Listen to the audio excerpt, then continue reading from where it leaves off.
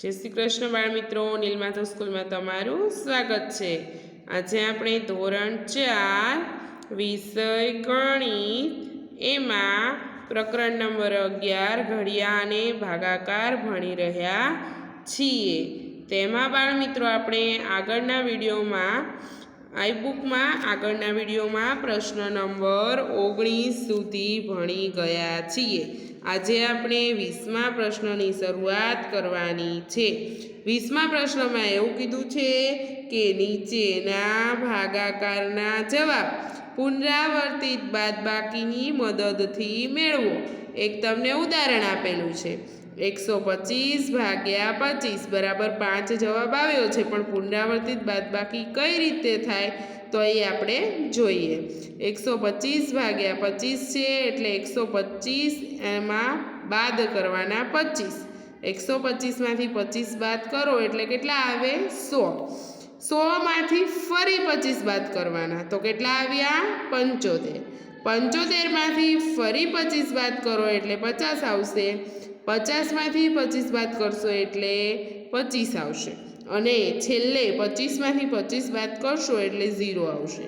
પુનરાવર્તિત બાદબાકીમાં પુનરાવર્તન કરતું જ જવાનું, 25 25 25 એમ બાદ કરતા જ જવાના, છેલ્લો 0 લાવવાનો। તો કેટલી વખત આપણે 25 બાદ કર્યા તો કે 1 2 3 4 અને 5, તો અહીંયા જવાબ આવી ગયો 5। એવી જ રીતે આપણે પહેલો દાખલો આપેલો છે તો બધાએ મારી સાથે ગણવાનો છે। 104 ભાગ્યા 26 આપે તો અહીંયા જે સંખ્યા આપી હોય એ જ આમાંથી બાદ કરતી જવાની। તો આપણે 104 માંથી પહેલાં તો અહીંયા આપણે લખીશું 104 ભાગ્યા 26 બરાબર આવી રીતે તીર મારવાનું 104 ઓછા 26। હવે 104 માંથી તમે 26 બાદ કરશો એટલે આવશે 78।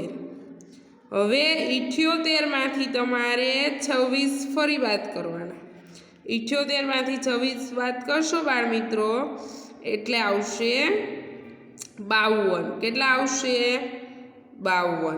હવે તમારે પાછા 52 માંથી 26 બાદ કરવાના। ચલો 52 માંથી 26 બાદ કરશો એટલે કેટલા આવશે 26 આવશે।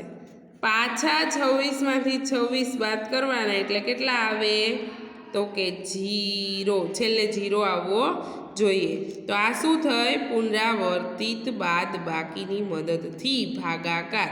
તો કેટલી વખત આપણે બાદ કર્યા છે 26 તો કે 1 વખત 2 વખત 3 વખત અને 4 વખત। તો અહીંયા જવાબ લખવાનો 4 આવડે બાળ મિત્રો।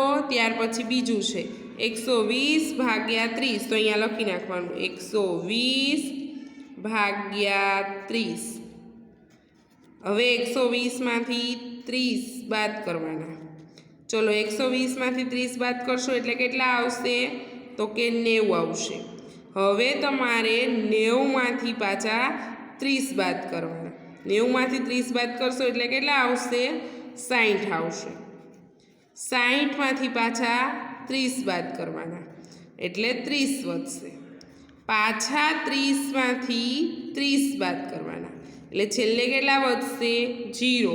પુનરાવર્તિત બાદબાકીમાં છેલ્લે 0 થવો જોઈએ।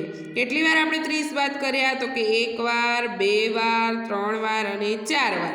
તો જવાબ કેટલો આવ્યો 4। ત્યાર પછી છે ત્રીજો દાખલો 164 ભાગ્યા 41, અહીંયા લખવાનું 164 ભાગ્યા 41। 164 માંથી 41 બાદ કરવાના। ચલો બાદ કરો રફ કામમાં કેટલા આવે છે તો 123 આવશે। 123 માંથી ફરી 41 બાદ કરવાના કેટલા આવશે 82।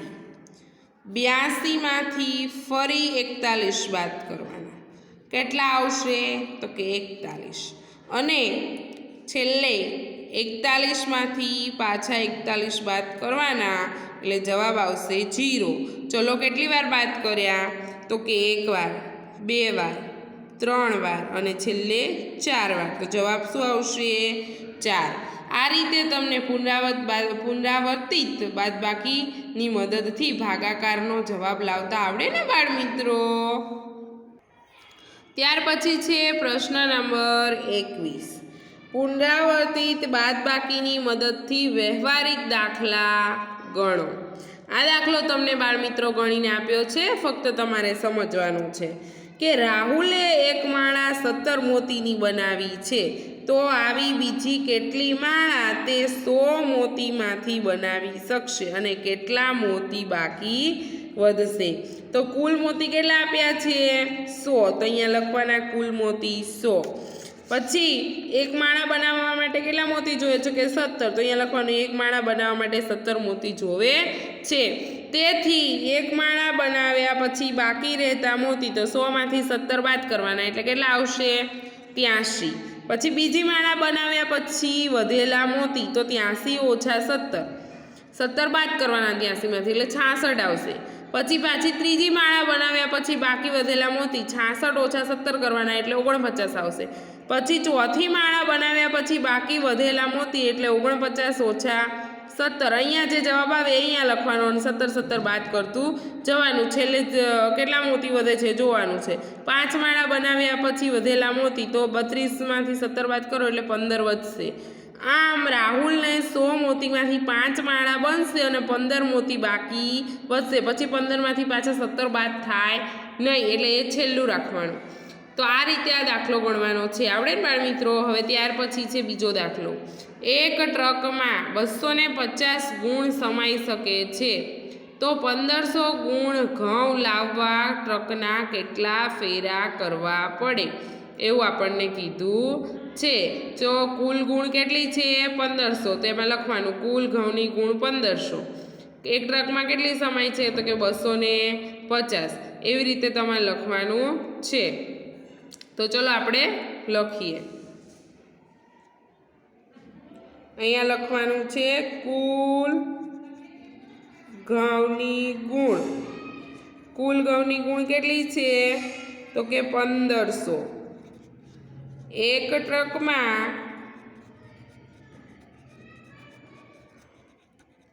એક ટ્રકમાં 250 ગુણ આવે છે એક ફેરામાં, તો અહીંયા લખવાનું છે એક ફેરા પછી એક ફેરા પછી બાકી રહેતી ઘઉંની ગુણ। ચલો પહેલા ફેરામાં તો કેટલી હતી તો કે કુલ 1500 ગુણ હતી, એમાંથી 250 ગુણ ભરીને આપણે ટ્રક જવા દીધો છે, તો કેટલી વધશે તો 1500 માંથી તમે 250 બાદ કરશો એટલે 1250 ગુણ વધશે। હવે બીજો ફેરો કરવાનો છે કે બીજા ફેરા પછી